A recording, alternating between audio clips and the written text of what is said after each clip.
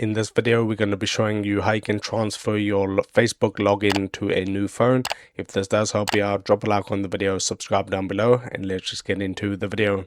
Okay, so if you've just gotten a new phone and you want to now log into that Facebook account on your new phone, the first thing you want to do is on your new phone, so pretend this is a new phone. Okay, what you want to do is you want to go to the Play Store and you want to search for Facebook in the Play Store. So just search up Facebook, and then once you find Facebook, you just want to install the Facebook application, and that's as simple as that.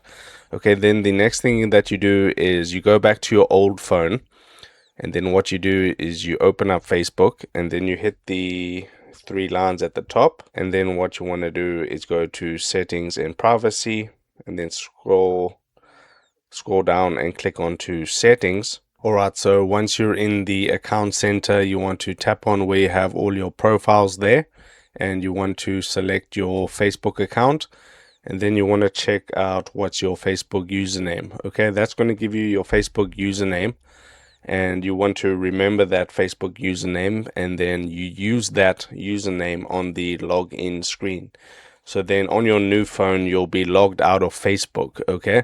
So then you enter in your username onto your new phone on Facebook.